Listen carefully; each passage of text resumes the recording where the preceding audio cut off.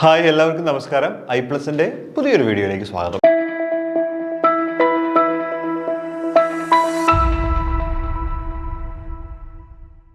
അപ്പോൾ നമ്മൾ ഇന്നത്തെ ക്ലാസ്സിൽ എന്താ നോക്കുന്നത് അറിയോ? ഇലാസ്തികത അഥവാ ഇലാസ്റ്റിസിറ്റി എന്ന് പറയുന്ന പോർഷനാണ് നമ്മൾ നോക്കുന്നത്.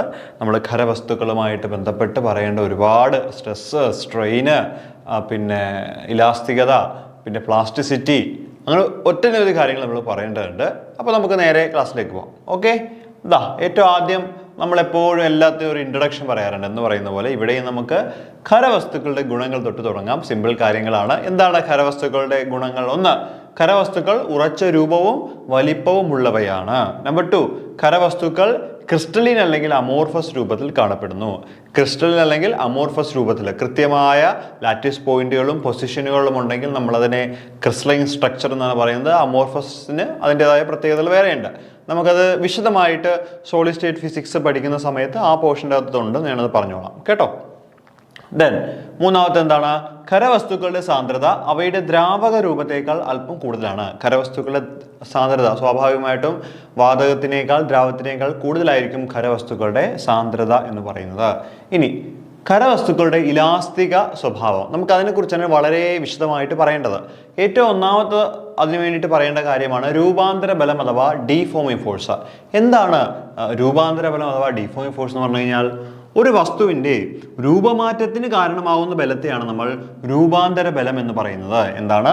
ഒരു വസ്തുവിൻ്റെ രൂപമാറ്റത്തിന് കാരണമാകുന്ന ബലത്തെയാണ് നമ്മൾ എന്ത് പറയുന്നത്? രൂപാന്തര ബലം എന്ന് പറയുന്നത്. പിന്നെന്താ? രൂപാന്തര ബലം ഒരു ഖരവസ്തുവിലെ തന്മാത്രകളെ സന്തുലിത സ്ഥാനങ്ങളിൽ നിന്നും സ്ഥാനാന്തരം സംഭവിപ്പിക്കുന്നു. ഓക്കെ, അപ്പോൾ ഒരു വസ്തുവിൻ്റെ രൂപത്തിന് മാറ്റമുണ്ടാകണമെങ്കിൽ കൊടുക്കുന്ന ബലത്തെയാണ് നമ്മൾ രൂപാന്തര ബലം അഥവാ ഡീഫോമിംഗ് ഫോഴ്സ് എന്ന് പറയുന്നത്. അപ്പോൾ എന്തായിരിക്കും റീസ്റ്റോറിംഗ് ഫോഴ്സ്? ഒരു വസ്തുവിൻ്റെ രൂപമാറ്റത്തെ പ്രതിരോധിക്കാൻ വസ്തുവിനുള്ളിൽ രൂപം കൊള്ളുന്ന ബലമാണ് പുനഃസ്ഥാപന ബലം. പുനഃസ്ഥാപന ബലം അഥവാ റീസ്റ്റോറിംഗ് ഫോഴ്സ്. നിങ്ങൾ ആ വേർഡുകൾ ഇംഗ്ലീഷും മലയാളവും കൃത്യമായി നോക്കിപ്പോക്കണം. ചിലപ്പോൾ പരീക്ഷയ്ക്ക് റീസ്റ്റോറിംഗ് എന്ന് മലയാളത്തിൽ എഴുതി ചോദ്യത്തിൽ വരാം, അല്ലെങ്കിൽ പുനഃസ്ഥാപന ബലം എന്ന് തന്നെ വരാം. അപ്പോൾ അതുകൊണ്ട് രണ്ടും വളരെയധികം ശ്രദ്ധയോടുകൂടി നോക്കിപ്പോണം. അപ്പോൾ എന്താണ് ഒരു റീസ്റ്റോറിംഗ് ഫോഴ്സ് അഥവാ പുനഃസ്ഥാപന ബലം എന്ന് പറഞ്ഞു കഴിഞ്ഞാൽ? റീസ്റ്റോറിംഗ് ഫോഴ്സ് അഥവാ പുനഃസ്ഥാപന ബലം എന്ന് പറഞ്ഞു കഴിഞ്ഞാൽ എന്താണ്? നമ്മളൊരു ഡീഫോമിംഗ് ഫോഴ്സ് ഉണ്ട്. അപ്പോൾ ഈ ഡീഫോമിംഗ് ഫോഴ്സിന് ഓപ്പോസിറ്റ് ആയിട്ടൊരു ബലം ഉണ്ടെങ്കിൽ മാത്രമേ ഇവൻ പഴയ സൈസിലും ഷേപ്പിലും ഒക്കെ എത്തുള്ളൂ. അപ്പോൾ അങ്ങനെയുള്ള ഒരു ബലത്തെയാണ് നമ്മൾ പറയുന്ന പേരാണ് പുനഃസ്ഥാപന ബലം. എന്താണ്? ഒരു വസ്തുവിൻ്റെ രൂപമാറ്റത്തെ പ്രതിരോധിക്കാൻ വസ്തുവിനുള്ളിൽ രൂപം കൊള്ളുന്ന ബലമാണ് പുനഃസ്ഥാപന ബലം. അപ്പോൾ ഡീഫോമിംഗ് കൊടുക്കുമ്പോൾ തന്നെ വസ്തുവിനുള്ള ഓപ്പോസിറ്റ് ആയിട്ടൊരു ബലം ക്രിയേറ്റ് ആവും. അതിനെയാണ് നമ്മൾ എന്ത് പറയുന്നത്? പുനഃസ്ഥാപന ബലം അഥവാ റീസ്റ്റോറിംഗ് ഫോഴ്സ് എന്ന് പറയുന്നത്. ഓക്കെ, ഇനി എന്താണ് ഇലാസ്റ്റിസിറ്റി എന്ന് നമുക്ക് നോക്കാം. അപ്പോൾ നമ്മളിത് പറയുമ്പോൾ രണ്ട് കാര്യങ്ങൾ ഡിസ്ക്രിമിനേറ്റ് ചെയ്ത് പറയേണ്ടതുണ്ട്. ഒന്ന് ഇലാസ്റ്റിക് ബിഹേവിയറും മറ്റൊന്ന് പ്ലാസ്റ്റിക് ബിഹേവിയറും.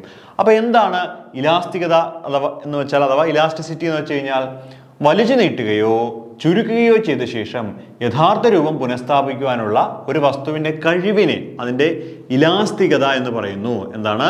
വലിച്ചു നീട്ടുകയോ ചുരുക്കുകയോ ചെയ്ത ശേഷം യഥാർത്ഥ രൂപം പുനഃസ്ഥാപിക്കുവാനുള്ള ഒരു വസ്തുവിൻ്റെ കഴിവിനെയാണ് നമ്മൾ ഇലാസ്തികത എന്ന് പറയുന്നത്. അതായത് നമ്മളിങ്ങനെ ഞെക്കി ചെറുതാക്കിയാലും നമ്മൾ കൈയെടുത്തു കഴിഞ്ഞാൽ അവൻ പഴയ അവസ്ഥയിലേക്ക് എത്തിച്ചേരുന്ന വസ്തുക്കളെ പറയുന്ന പേരാണ് ഇലാസ്തികതയുള്ള വസ്തുക്കൾ എന്ന് പറയുന്നത്. മനസ്സിലായോ?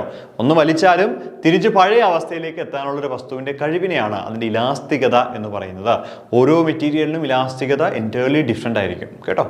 അപ്പോൾ നോക്കൂ, വലിച്ചു നീട്ടുകയോ ചുരുക്കുകയോ ചെയ്ത ശേഷം യഥാർത്ഥ രൂപം പുനഃസ്ഥാപിക്കുവാനുള്ള ഒരു വസ്തുവിൻ്റെ കഴിവിനെ ഇലാസ്തികത എന്ന് പറയുന്നു. എന്താണ് പ്ലാസ്റ്റിക് വസ്തുക്കൾ?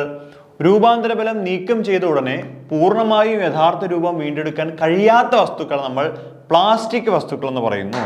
പ്ലാസ്റ്റിക് വസ്തുക്കൾ ഉദാഹരണം പറഞ്ഞുതരാം.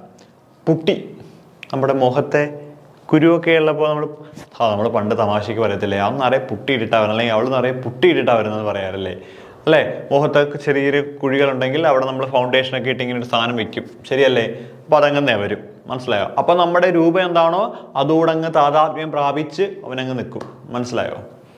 അപ്പോൾ എന്താണ് പ്ലാസ്റ്റിക് വസ്തുക്കൾ എന്ന് ചോദിച്ചു കഴിഞ്ഞാൽ, നമ്മളൊരു ബലം പ്രയോഗിച്ച് അവൻ്റെ ഷേപ്പ് മാറ്റിയെന്ന് വിചാരിക്കുക. പിന്നീട് പഴയ അവസ്ഥയിലേക്ക് വരാതെ ഏത് ഷേപ്പിലേക്കാണോ മാറ്റിയത് ആ ഷേപ്പിൽ തന്നെ നിലകൊള്ളുകയാണെങ്കിൽ അവയെ പറയുന്ന പേരാണ് പ്ലാസ്റ്റിക് വസ്തുക്കൾ. ഇലാസ്റ്റിക് വസ്തുക്കളാണെങ്കിൽ തിരികെ പഴയ അവസ്ഥയിലേക്ക് തിരിച്ചെത്താൻ സാധിക്കും. പക്ഷേ പ്ലാസ്റ്റിക് വസ്തുക്കൾക്ക് അത് സാധിക്കില്ല. എന്താണ് രൂപാന്തര ബലം നീക്കം ചെയ്ത ഉടനെ പൂർണ്ണമായും യഥാർത്ഥ രൂപം വീണ്ടെടുക്കാൻ കഴിയാത്ത വസ്തുക്കളെ പ്ലാസ്റ്റിക് വസ്തുക്കൾ എന്ന് വിളിക്കുന്നു. എന്താണ് രൂപാന്തര ബലം നീക്കം ചെയ്ത ഉടനെ പൂർണ്ണമായും യഥാർത്ഥ രൂപം വീണ്ടെടുക്കാൻ കഴിയാത്ത വസ്തുക്കളെ പ്ലാസ്റ്റിക് വസ്തുക്കൾ എന്നാണ് നമ്മൾ വിളിക്കുന്നത്. എന്താണ് രൂപാന്തര ബലം നീക്കം ചെയ്ത ഉടനെ പൂർണ്ണമായും യഥാർത്ഥ രൂപം വീണ്ടെടുക്കാൻ കഴിയാത്ത വസ്തുക്കൾ നമ്മൾ എന്ത് പറയുന്നു? പ്ലാസ്റ്റിക് വസ്തുക്കൾ എന്ന് പറയുന്നു. ഓക്കെ, അപ്പം നിങ്ങൾ ഈ പ്ലാസ്റ്റിക് വസ്തുക്കൾ എന്ന് പറയുമ്പോൾ മനസ്സിൽ നോർമൽ പ്ലാസ്റ്റിക് എന്ന കൺസെപ്റ്റിലേക്ക് പോകരുത്. നിങ്ങളത് എൻ്റേർലി സെപ്പറേറ്റ് ചെയ്ത് പഠിക്കണം. എന്താണ് ഇലാസ്റ്റിക് വസ്തുക്കൾ, അല്ലെങ്കിൽ ഇലാസ്തികത എന്താണ് പ്ലാസ്റ്റിക് എന്ന്. ഇലാസ്തികത എന്ന് വെച്ചാൽ തിരിച്ച് പഴയ അവസ്ഥയിൽ എത്താൻ സാധിക്കും. പ്ലാസ്റ്റിക് ബിഹേവിയർ എന്ന് വെച്ച് കഴിഞ്ഞാൽ പഴയ അവസ്ഥയിൽ എത്താൻ പറ്റാത്ത അവസ്ഥയാണ് പ്ലാസ്റ്റിക് ബിഹേവിയർ എന്ന് പറയുന്നത്. കേട്ടോ, ഇനി നമുക്ക് ഇതിനെക്കുറിച്ച് മുന്നോട്ട് പോകുമ്പോൾ അടുത്ത പഠിക്കേണ്ട ഒരു കാര്യമാണ് സ്ട്രെസ്. യൂണിറ്റ് പരപ്പളവിലുണ്ടാകുന്ന പുനഃസ്ഥാപന ബലത്തെയാണ് നമ്മൾ സ്ട്രെസ് എന്ന് പറയുന്നത്. എന്താണ് യൂണിറ്റ് പരപ്പളവിലുണ്ടാകുന്ന പുനഃസ്ഥാപന ബലത്തെയാണ് നമ്മൾ എന്ത് പറയുന്നത്? സ്ട്രെസ് എന്ന് പറയുന്നത്. ബേസിക്കലി ഇതൊരു ഫോഴ്സിന്റെ ഫാക്ടറാണ് സ്ട്രെസ് ആയിട്ട് നമുക്ക് പറയാൻ പറ്റുന്നത്. സ്ട്രെസ്സിന്റെ ഇക്വേഷൻ എന്താ? പുനഃസ്ഥാപന ബലം ഡിവൈഡഡ് ബൈ പരപ്പളവ്. എന്താണ് സ്ട്രെസ് ഈസ് ഈക്വൽ ടു പുനഃസ്ഥാപന ബലം ഡിവൈഡഡ് ബൈ എന്താണ് പരപ്പളവ്, ഏരിയ. സിമ്പിൾ ആയിട്ട് stress is equal to F by A, force by area എന്ന് നമുക്ക് വേണമെങ്കിൽ എഴുതാൻ പറ്റും. ഫോഴ്സ് ബൈ ഏരിയ എന്താ? പ്രഷറാണ്. അപ്പോൾ യൂണിറ്റും അതുപോലെ എഴുതാം. SI unit newton metre square അല്ലെങ്കിൽ പാസ്കൽ എന്ന് പറയാം. Dimension formula m(L)-1 T(-2). ഇതൊക്കെ പറയുമ്പോൾ സിമ്പിളായിട്ടും ഇതൊക്കെ ഇത് അറിയാവുന്നതല്ലെന്ന് വിചാരിക്കാം. പക്ഷേ പരീക്ഷയൊക്കെ ചിലപ്പം നിങ്ങളോട് ചോദിക്കുന്നത് സ്ട്രെസ്സിൻ്റെ ഡയമെൻഷൻ ഫോർമുല എന്താണ്, സ്ട്രെസ്സിൻ്റെ യൂണിറ്റ് എന്താണെന്നൊക്കെ ഒരു ചോദ്യം ചോദിച്ചു കഴിഞ്ഞാൽ പലപ്പോഴും ഏറ്റവും പാടുള്ളത് പഠിക്കും. സിമ്പിളായിട്ടുള്ളത് നമ്മൾ നെഗ്ലിജിബിൾ ആയിട്ട് ചിന്തിക്കുന്ന കുറേ കാര്യങ്ങൾ, നിസ്സാരമായി ചിന്തിക്കുന്ന കുറച്ച് കാര്യങ്ങൾ എന്ന രീതിയിൽ നമ്മൾ ജസ്റ്റ് ഇങ്ങനെ സ്ട്രെസ് എന്ന് പറഞ്ഞാൽ ഇന്നതാണ്, സ്ട്രെസ് എന്ന ഇക്വേഷൻ F/A ആണ്, യൂണിറ്റ് എന്നതാണെന്നൊക്കെ വെറുതെ പറഞ്ഞു പോകും. പക്ഷെ അങ്ങനെയല്ല, ഓരോ ചെറിയ കാര്യങ്ങൾക്ക് വളരെയധികം സിഗ്നിഫിക്കൻസ് ഉണ്ട്. കാരണം 1 മാർക്കല്ല 0.1 മാർക്കിൽ പോലും നമ്മുടെ റാങ്കുകൾ ഒരുപാട് മാറും. അപ്പം അതുകൊണ്ട് ഇത് മനസ്സിലുണ്ടാവണം. നന്നായിട്ട് തന്നെ ചെറുതാണേലും വലുതാണേലും ഞാൻ എപ്പോഴും പറയാറുണ്ട്, പൈസ ഉള്ളവനാണോ പൈസ ഇല്ലാത്തവനാണോ എന്ന് ചിന്തിക്കേണ്ട, അല്ലെങ്കിൽ നല്ല ബുദ്ധിയുള്ളവനാണോ ബുദ്ധി ഇല്ലാത്തവനാണോ എന്ന് ചിന്തിക്കേണ്ട, അല്ലെങ്കിൽ ഉയരമുള്ളവനാണോ ഉയരമില്ലാത്തവനാണോ ചിന്തിക്കേണ്ട. എല്ലാവർക്കും തുല്യമായ പ്രാധാന്യവും ഇമ്പോർട്ടൻസും ജീവിതത്തിൽ നമ്മൾ കൊടുക്കണം. അത് പഠിക്കുമ്പോഴും അങ്ങനെ ആവണം. ഏറ്റവും പാടുള്ളത് പഠിക്കുന്ന അതേ സീരിയസ്നെസ്സോടുകൂടി ഏറ്റവും സിമ്പിളായിട്ടുള്ള കാര്യങ്ങൾ നോക്കണം. നിങ്ങൾ ശ്രദ്ധിച്ചിട്ടുണ്ടെന്ന് അറിയില്ല, ചിലപ്പോഴൊക്കെ പരീക്ഷയ്ക്ക് പഠിക്കുമ്പോൾ ചില കാര്യങ്ങൾ നിങ്ങൾ ഒരുപാട് തവണ പഠിച്ച് നല്ലതായിട്ട് അറിയണ്ടാവും. അപ്പോൾ നിങ്ങൾ ജസ്റ്റ് ഒന്ന് വായിച്ചാൽ മതിയല്ലോ എന്ന് നിങ്ങൾ വിചാരിക്കും. പാടുള്ളതെല്ലാം നന്നായിട്ട് പഠിച്ചിട്ടുണ്ടാവും. പക്ഷേ പാടുള്ള പഠിച്ചത് നിങ്ങൾക്ക് ഉത്തരം കിട്ടും. സിമ്പിളായിട്ട് പഠിച്ചതിന് ചിലപ്പോൾ നിങ്ങൾക്ക് ഉത്തരം കിട്ടും, പക്ഷേ തെറ്റിപ്പോവും. കാരണം കൺഫ്യൂഷനായിപ്പോൾ അവസാനം. അതൊരു ശ്രദ്ധയില്ലായ്മ അല്ലെങ്കിൽ ഒരു നെഗ്ലിജൻസ് ആണ് അതിനോട് കാണിക്കുന്നത്. അപ്പോൾ അങ്ങനെ പാടില്ല. മനുഷ്യജീവിതത്തിലുള്ള പോലെ തന്നെ പഠനകാര്യത്തിലും ഏറ്റവും ചെറുതും ഏറ്റവും വലുതും ഏറ്റവും ഇമ്പോർട്ടൻ്റ് ആയിട്ട് പഠിക്കണം. അതുകൊണ്ടാണ് ഞാൻ കുഞ്ഞു കുഞ്ഞു കാര്യങ്ങൾ പോലും ആവർത്തിച്ച് പറയുന്നത്. കേട്ടോ, നിങ്ങൾക്ക് ബോറടിക്കല്ലേ? ശരി, അപ്പോൾ നമ്മൾ പറഞ്ഞുകൊണ്ടിരിക്കുന്നതിനെ കുറിച്ചിട്ടാണ്, സ്ട്രെസ്സിനെ കുറിച്ചിട്ടാണ് പറഞ്ഞുകൊണ്ടിരിക്കുന്നത്.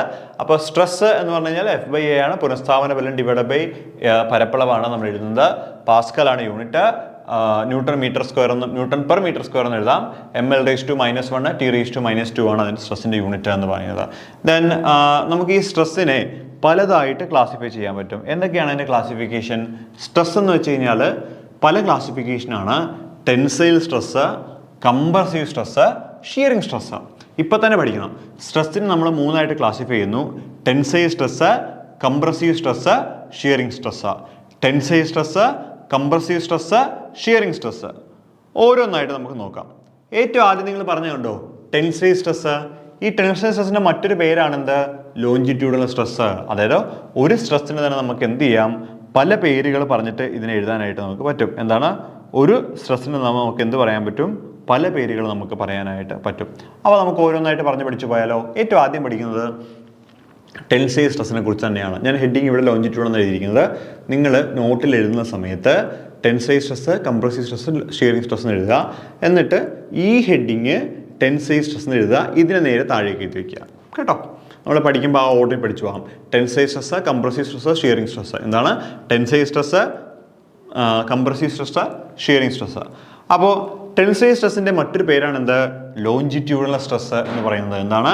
അല്ലെങ്കിൽ നിങ്ങൾക്ക് ഇങ്ങനെ എഴുതിയാലും മതി, ഇതിന് വരെ ലോഞ്ചിറ്റ്യൂഡൽ എഴുതിയാലും മതി. Longitudinal stress compressive stress, shearing stress. അപ്പോൾ കറക്റ്റ് ആവും. ലോഞ്ചിറ്റ്യൂഡിനൽ സ്ട്രെസ്സിന്റെ മറ്റു പേരുകൾ ഏതൊക്കെയാണ്? ടെൻസൈൽ സ്ട്രെസ് അല്ലെങ്കിൽ ലീനിയർ സ്ട്രെസ്. ലീനിയർ സ്ട്രെസ് മലയാളത്തിൽ പറഞ്ഞാൽ വലിവ് പ്രതലബലം എന്നാണ് പറയുന്നത്. പിന്നെന്താണ്? ലോഞ്ചിറ്റ്യൂഡിനൽ സ്ട്രെസ് അല്ലേ? പിന്നെന്താണ്? അനുദൈർഘ്യ പ്രതലബലം, ലെങ്ത്, അനുദൈർഘ്യ പ്രതലബലം. അപ്പോൾ പല പേരുകളുണ്ട്. ലോഞ്ചിറ്റ്യൂഡിനൽ സ്ട്രെസ്സിന്റെ മറ്റു പേരുകൾ എന്തൊക്കെയാണ്? ടെൻസൈൽ സ്ട്രെസ് എന്ന് പറയാം, വലിവ് പ്രതലബലം എന്ന് പറയാം, അഥവാ ലീനിയർ സ്ട്രെസ് എന്ന് പറയാം. ലീനിയർ എന്ന് മലയാളത്തിൽ ചോദിക്കാം. ഓക്കെ, അപ്പോൾ ലോഞ്ചിറ്റ്യൂഡിനൽ സ്ട്രെസ്, ടെൻസൈൽ സ്ട്രെസ്, വലിവ് പ്രതലബലം, ലീനിയർ സ്ട്രെസ്, ലോഞ്ചിറ്റ്യൂഡിനൽ സ്ട്രെസ്, അനുദൈർഘ്യ പ്രതലബലം, ഇങ്ങനെ പല പേരുകളിലാണ് നമ്മൾ ലോഞ്ചിറ്റ്യൂഡിനൽ സ്ട്രെസ് അറിയപ്പെടുന്നത്. ഓക്കെ, ഇവിടെ നോക്കൂ. രൂപാന്തര ബലം ഒരു വസ്തുവിന്റെ ദൈർഘ്യം എന്ന് പറയുമ്പോൾ നീളമാണ്, വ്യത്യാസം ഉണ്ടാക്കുമ്പോൾ ഉണ്ടാകുന്ന പ്രതലബലമാണ് ലോഞ്ചിറ്റ്യൂഡിനൽ സ്ട്രെസ്. അപ്പോൾ നീളവും അല്ലെങ്കിൽ ദൈർഘ്യവുമായി ബന്ധപ്പെട്ട് നിൽക്കുന്ന സ്ട്രെസ് ഏതാണ്? Longitudinal stress. ലോഞ്ചിറ്റ്യൂഡിനൽ സ്ട്രെസ്സിന് മറ്റൊരു പേര് എന്താണ്? ടെൻസൈൽ സ്ട്രെസ് അഥവാ ലീനിയർ സ്ട്രെസ്, അല്ലെങ്കിൽ വലിവ് പ്രതലബലം, അല്ലെങ്കിൽ അനുദൈർഘ്യ പ്രതലബലം എന്നൊക്കെ നമ്മൾ പറയാറുണ്ട്. Longitudinal stress which is associated with a length, നീളവുമായി ബന്ധപ്പെട്ടിട്ടുള്ള സ്ട്രെസ്സാണ് ലോഞ്ചിറ്റ്യൂഡിനൽ സ്ട്രെസ് അഥവാ ടെൻസൈൽ സ്ട്രെസ് അഥവാ വലിവ് പ്രതലബലം അഥവാ അനുദൈർഘ്യ പ്രതലബലം. കേട്ടോ? രണ്ടാമത്തത് കംപ്രസീവ് സ്ട്രെസ്. കംപ്രസീവ് സ്ട്രെസ്സിന്റെ മറ്റു പേരുകൾ എന്തൊക്കെയാ?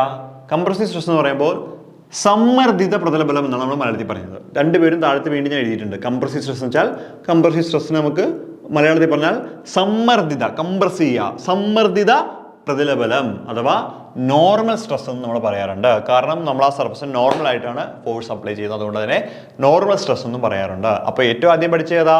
ലോഞ്ചിറ്റ്യൂഡിനൽ സ്ട്രെസ് അഥവാ ടെൻസൈൽ സ്ട്രെസ് അഥവാ വലിവ് പ്രതലബലം അഥവാ അല്ലേ അനുദൈർഘ്യ പ്രതലബലം എന്നാണ് നമ്മൾ പറഞ്ഞിട്ടിരുന്നത്. അപ്പോൾ ഇവിടെ നമ്മൾ പറയുന്നത് എന്താണ്? കംപ്രസീവ് സ്ട്രെസ് അഥവാ എന്താണ്? സമ്മർദ്ദിത പ്രതലബലം അഥവാ നോർമൽ സ്ട്രെസ് എന്നാണ് നമ്മൾ ഇതിനെ പറയുന്നത്. നോക്കൂ, പ്രയോഗിക്കപ്പെടുന്ന ബലത്തിന്റെ ഫലമായി വസ്തു ചുരുക്കപ്പെടുകയാണെങ്കിൽ യൂണിറ്റ് പരപ്പളവിലുണ്ടാകുന്ന ബലത്തെ കംപ്രസീവ് സ്ട്രെസ് എന്ന് പറയുന്നു. ഓക്കെ, അപ്പോൾ നമ്മളൊരു അതിന് നോർമലായിട്ട് ഒരു ക്യൂബ് എടുത്തു എന്ന് വിചാരിക്കുക. ആ ക്യൂബിന്റെ വശങ്ങളിൽ നമ്മളൊരു ഫോഴ്സ് അപ്ലൈ ചെയ്ത് കഴിഞ്ഞാൽ, പ്രതലങ്ങളിൽ നമ്മൾ നോർമൽ ആയിട്ട് ഇങ്ങനെ ഫോഴ്സ് അപ്ലൈ ചെയ്ത് കഴിഞ്ഞാൽ എന്ത് ചെയ്യും? അത് കംപ്രസ് ചെയ്യും. അപ്പോൾ അവിടെ ഉണ്ടാകുന്ന പ്രതലബലത്തെയാണ് നമ്മൾ കംപ്രസീവ് സ്ട്രെസ് അഥവാ സമ്മർദ്ദിത പ്രതലബലം എന്ന് പറയുന്നത്. കേട്ടോ? അടുത്തത് മൂന്നാമത്തേത് ഷിയറിംഗ് അഥവാ ടാൻജൻഷ്യൽ സ്ട്രെസ് അഥവാ വോളിയം സ്ട്രെസ്. എന്താണ് ഷിയറിംഗ് സ്ട്രെസ് അഥവാ ടാൻജൻഷ്യൽ സ്ട്രെസ്? നിങ്ങൾ ഈ വോളിയം എവിടെ എഴുതണ്ട, വോളിയം വേണ്ട, ഇത് പഠിച്ചാൽ മതി. ഷിയറിംഗ് സ്ട്രെസ് അഥവാ ടാൻജൻഷ്യൽ സ്ട്രെസ്. എന്താണ് ഷിയറിംഗ് സ്ട്രെസ് അഥവാ ടാൻജൻഷ്യൽ സ്ട്രെസ്? ഷിയറിംഗ് സ്ട്രെസ് എന്നത് ഒരു ഉപരിതലത്തിൽ ഒരു ബലം സമാന്തരമായി പ്രയോഗിക്കുമ്പോൾ സംഭവിക്കുന്ന ഒരുതരം സമ്മർദ്ദിത ബലമാണ്. ഇത് പരസ്പരം ആപേക്ഷിക വസ്തുക്കളുടെ പാളികൾ സ്ലൈഡ് ചെയ്യുന്നതിലൂടെ രൂപഭേദം വരുത്തുന്നു. അപ്പോൾ എന്താണ് ഷിയറിംഗ് സ്ട്രെസ് എന്ന് ചോദിച്ചു കഴിഞ്ഞാൽ, നമ്മളിപ്പോൾ ഒരു ക്യൂബ് എടുത്തിട്ട് ക്യൂബിൻ്റെ ഒരു ഫേസിന് മാത്രം ടാൻജൻഷ്യൽ ആയിട്ടൊരു ഫോഴ്സ് കൊടുക്കുകയാണെങ്കിൽ ഉണ്ടാകുന്ന സ്ട്രെസ്സിനെയാണ് നമ്മൾ ടാൻജൻഷ്യൽ ആയിട്ടുള്ള സ്ട്രെസ് എന്ന് പറയുന്നത്, അല്ലെങ്കിൽ ഷിയറിംഗ് സ്ട്രെസ് എന്ന് പറയുന്നത്. ടാൻജൻഷ്യൽ സ്ട്രെസ് അഥവാ ഷിയറിംഗ് സ്ട്രെസ്, നമ്മൾ ഒരു പ്രതലത്തിന് പാരലായിട്ട് ഉപരിതലത്തിൽ ഒരു ബലം സമാന്തരമായിട്ട്, മനസ്സിലാകുന്നുണ്ടോ? അതായത് ഇപ്പോൾ ഇത്രയേ ഉള്ളൂ സംഭവം, ഇത്രയേ ഉള്ളൂ. ഇപ്പോൾ ഒരു ക്യൂബ് ഇവിടെ ഒട്ടിച്ച് വെച്ചിരിക്കുകയാണ്, ഇവിടെ ഒരു ഫോഴ്സ് ഇങ്ങോട്ട് കൊടുക്കുകയാണ്. അപ്പം എന്ത് പറ്റും? ഇവനിങ്ങനെ ചരിഞ്ഞു പോവും, മനസ്സിലായോ? ചരിഞ്ഞു പോവും. അതായത് പ്രതലത്തിന് സമാന്തരമായിട്ടാണ് നമ്മൾ എന്ത് കൊടുക്കുന്നത്? ഫോഴ്സ് കൊടുക്കുന്നത്. മറ്റേ നമ്മൾ പെർപെൻഡിക്കുലർ ആയിട്ടായിരുന്നു കൊടുക്കുന്നത്, ഇത് സമാന്തരം. അപ്പോൾ പ്രതലത്തിന് സമാന്തരമായിട്ടൊരു ബലം കൊടുക്കുന്നതുകൊണ്ട് ഈ ലെയറുകൾ ഇങ്ങനെ സ്ലൈഡ് ചെയ്ത് അങ്ങോട്ട് അങ്ങനെ പോവും, മനസ്സിലാവുന്നുണ്ടോ? അപ്പോൾ ഉണ്ടാവുന്ന സ്ട്രെയിനെ പറയുന്ന പേരാണ് ഷിയറിംഗ് സ്ട്രെസ് അഥവാ ടാൻജൻഷ്യൽ സ്ട്രെസ്. ഓക്കെ, എന്താണ് ഷിയറിംഗ് സ്ട്രെസ് അഥവാ ടാൻജൻഷ്യൽ സ്ട്രെസ്? ഓക്കെ, അപ്പോൾ നമ്മൾ സ്ട്രെസ്സുകളെ കുറിച്ച് വളരെ വിശദമായിട്ട് പറഞ്ഞു കഴിഞ്ഞു. സ്ട്രെസ് നമുക്ക് മൂന്നായിട്ട് തിരിച്ചിട്ട് ലോഞ്ചിറ്റ്യൂഡിനൽ സ്ട്രെസ് എന്ന് നമ്മൾ പറയുന്നുണ്ട് അല്ലേ? ലോഞ്ചിറ്റ്യൂഡിനൽ സ്ട്രെസ്, ഷിയറിംഗ് സ്ട്രെസ് അല്ലേ, അഥവാ ടാൻജൻഷ്യൽ സ്ട്രെസ് എന്നൊക്കെ പറഞ്ഞ് 3 ക്ലാസിഫിക്കേഷനാണ് പഠിച്ചത്. അത് 3ഉം ആ ഗ്രാഫിലുള്ള പോലെ തന്നെ ആദ്യത്തെ പഠിക്കുക, ഓരോന്നിൻ്റെയും സെപ്പറേറ്റ് പേരുകൾ എന്തെങ്കിലും ഉണ്ടെങ്കിൽ അതുമൊക്കെ പഠിച്ചു വയ്ക്കുക. ഇനി അടുത്ത് നമ്മൾ പറയാൻ പോകുന്നത് എന്താ? സ്ട്രെയിൻ ആണ്. അപ്പോൾ സ്ട്രെസ് എന്ന് വെച്ചാൽ ബേസിക്കലി നമ്മൾ കൊടുക്കുന്ന ഒരു ഫോഴ്സ് ആണ് ശരിക്കും സ്ട്രെസ് എന്ന് പറയുന്നത്, ശരിക്കും അല്ലേ? ഫോഴ്സ് ബൈ ഏരിയ, അതാണ് സ്ട്രെസ്. ഈ എന്താണ് സ്ട്രെയിൻ എന്ന് പറഞ്ഞു കഴിഞ്ഞാൽ? യഥാർത്ഥ അളവിലെ മാറ്റത്തിൻ്റെ അനുപാതമാണ് സ്ട്രെയിനിനെ നിർവചിക്കുന്നത്. ഓക്കെ, യഥാർത്ഥ അളവിലെ മാറ്റത്തിൻ്റെ അനുപാതത്തെയാണ് നമ്മൾ സ്ട്രെയിൻ എന്ന് പറഞ്ഞ് നിർവചിക്കുന്നത്. അതായത് നിങ്ങൾ ഈ ഡെഫിനിഷൻ നോക്കണ്ട, ഈ ഡെഫിനിഷൻ ഒരുമാതിരി ഡെഫിനിഷനാണ് ഇവരുടെ കാര്യങ്ങളൊക്കെ, അത് നോക്കണ്ട, അതവിടെ നിൽക്കട്ടെ. കാരണം എനിക്ക് തന്നെ വായിക്കുമ്പോൾ ഒരു ഒരു ഒരു ഒരു ഒരു ഒരു അയ്യോ ഇതെന്നാ തോന്നും അല്ലേ. കണ്ട, യഥാർത്ഥ അളവിലെ മാറ്റത്തിൻ്റെ അനുപാതമാണ് സ്ട്രെയിനെ നിർവചിക്കുന്നത്. സംഭവമൊന്നുമില്ല. എന്താ സ്ട്രെയിൻ എന്ന് വെച്ച് കഴിഞ്ഞാൽ ഒരു രൂപമാറ്റത്തിൻ്റെ ഒരു റേഷ്യോ ആണ് സത്യം പറഞ്ഞാൽ സ്ട്രെയിൻ എന്ന് പറയുന്നത്. Change in dimension divide by original dimension, അതായത് രൂപമാറ്റം സംഭവിച്ച dimension divide by original dimension. അതാണ് യഥാർത്ഥ അളവിലേക്കുള്ള അളവിലെ മാറ്റത്തിൻ്റെ അനുപാതമായിട്ടാണ് സ്ട്രെയിനെ നിർവചിച്ചിരിക്കുന്നത്. യഥാർത്ഥ അളവും മാറ്റമുണ്ടായ അളവും തമ്മിലുള്ള ഒരു അനുപാതമാണ് എന്തെന്ന് പറയുന്നത്, സ്ട്രെയിൻ എന്ന് പറയുന്നത്. എന്താണ്? യഥാർത്ഥ അളവും മാറ്റമുണ്ടായ അളവും തമ്മിലുള്ള അനുപാതമാണ് എന്തെന്ന് പറയുന്നത്, സ്ട്രെയിൻ എന്ന് പറയുന്നത്. കേട്ടോ, ഈ ഡെഫിനിഷൻ അതുപോലെ തന്നെ എഴുതൊന്നും വേണ്ട. നിങ്ങളിതേ സ്ട്രെയിൻ ഈസ് ഈക്വൽ എന്താ, change in dimension divide by original dimension അല്ലേ. എന്താണ്? അളവിലുണ്ടായ വ്യത്യാസം ഡിവൈഡ് ബൈ ഒറിജിനൽ അളവ്, അങ്ങനെ എഴുതിയാൽ മതി. Strain is equal to change in dimension divide by original dimension. Strain എന്നത് പരിമാണത്തിലുണ്ടാവുന്ന വ്യത്യാസവും യഥാർത്ഥ പരിണാമവും തമ്മിലുണ്ടാവുന്ന അനുപാതമാണ്. Yes, correct definition. അപ്പോൾ നിങ്ങൾ ഏറ്റവും മുകളിലുള്ള ആ ഡെഫിനിഷൻ അങ്ങ് കളഞ്ഞേക്ക്, അത് നിങ്ങൾ നോക്കണ്ട, അത് പോട്ടെ. അവിടെ അതിന് പകരം ഇതങ്ങ് എഴുതി വെച്ചേ, ഇതാണ് കറക്റ്റ് എക്സാക്റ്റ് ഡെഫിനിഷനാണ്. എന്താണ്? സ്ട്രെയിൻ എന്നത് പരിണാമത്തിലേക്കുണ്ടാവുന്ന വ്യത്യാസവും യഥാർത്ഥ പരിണാമവും പരിമാണവും തമ്മിലുണ്ടാക്കുന്ന അനുപാതമാണ്. അത് ഡയമെൻഷനാണ് അല്ലേ. Change in dimension divide by original ഡയമെൻഷനെയാണ് നമ്മൾ എന്ത് പറയുന്നത്, സ്ട്രെയിൻ എന്നതുകൊണ്ട് നമ്മൾ ഉദ്ദേശിക്കുന്നത്. So strain is defined as it is a ratio of change in dimension to the original dimension. കണ്ടോ? അതുകൊണ്ട് തന്നെ ഇതിന് യൂണിറ്റോ ഡയമെൻഷനോ ഇല്ല. ഇതിന് യൂണിറ്റ് ഇല്ല. കാരണം എന്താ? Change in dimension divide original dimension അല്ലേ. മുകളിലെ ക്വാണ്ടിറ്റിയും താഴത്തെ ക്വാണ്ടിറ്റിയും ഒന്ന് തന്നെയായിരിക്കും. അതുകൊണ്ട് റേഷ്യോ എടുക്കുമ്പോൾ യൂണിറ്റുകൾ വെട്ടിപ്പോയിട്ട് യൂണിറ്റ് ഇല്ലാത്തൊരവസ്ഥ വരും. അപ്പോൾ സ്ട്രെയിൻ യൂണിറ്റ് ഇല്ല. ഡയമെൻഷൻ ഫോർമുല ഉണ്ടോ? ഇല്ല. കാരണം യൂണിറ്റ് ഇല്ലെങ്കിൽ സ്വാഭാവികമായിട്ടും എന്തുണ്ടാവില്ല, ഡയമെൻഷൻ ഫോർമുല ഉണ്ടാകില്ല. ഓക്കെ, ഇനി ഈ സ്ട്രെയിനിനെ നമുക്ക് പലതായിട്ട് ക്ലാസിഫൈ ചെയ്യാം. അതിൽ ഒന്നാമത്തെ സ്ട്രെയിൻ നമ്മൾ പറയുന്ന പേര് അനുദൈർഘ്യ സ്ട്രെയിൻ അഥവാ ലോഞ്ചിറ്റ്യൂഡിനൽ അഥവാ ലീനിയർ സ്ട്രെയിൻ. പല പേരുകൾ പറയാം, ഞാൻ പറഞ്ഞ എല്ലാ പേരും പഠിക്കണം. അനുദൈർഘ്യ സ്ട്രെയിൻ അഥവാ ലോഞ്ചിറ്റ്യൂഡിനൽ സ്ട്രെയിൻ അഥവാ ലീനിയർ സ്ട്രെയിൻ. ആ പേര് തന്നെ ഉണ്ട്, ലോഞ്ചിറ്റ്യൂഡിനൽ സ്ട്രെയിൻ. നീളവുമായി ബന്ധപ്പെട്ട സ്ട്രെയിനെയാണ് നമ്മൾ എന്ത് പറയുന്നത്, ലോഞ്ചിറ്റ്യൂഡിനൽ സ്ട്രെയിൻ എന്ന് പറയുന്നത്. എനിക്ക് തോന്നുന്നു ലോഞ്ചിറ്റ്യൂഡ് തന്നെയായിരിക്കും അതിൻ്റെ അകത്ത് പ്രോപ്പറായിട്ട് വരുന്നത്, ചോദ്യത്തിലാണെങ്കിലും പെടും. അപ്പോൾ എന്താണ് ലോഞ്ചിറ്റ്യൂഡിനൽ സ്ട്രെയിൻ എന്ന് പറഞ്ഞു കഴിഞ്ഞാൽ? ലോഞ്ചിറ്റ്യൂഡിനൽ സ്ട്രെയിൻ എന്ന് പറഞ്ഞു കഴിഞ്ഞാൽ ഒന്നുമില്ല. ഇതാ ഇപ്പോൾ ഇവിടെ ഫിഗറൊക്കെ ഉണ്ട്, ഞാൻ സെപ്പറേറ്റ് വേണമെങ്കിൽ ഒരു ഫിഗർ കൂടി ഇവിടെ വരച്ച് കാണിച്ചില്ല നിങ്ങൾക്ക്.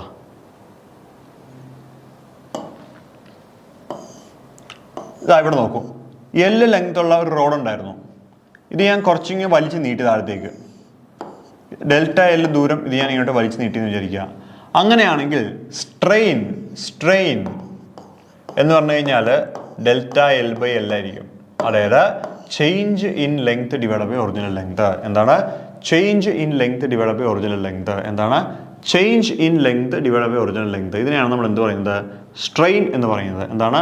Change in length divide by original length. ഇതിനെയാണ് നമ്മൾ എന്ത് പറയുന്നത്, സ്ട്രെയിൻ എന്ന് പറയുന്നത്. ഓക്കെ, എന്ത് സ്ട്രെയിനാ?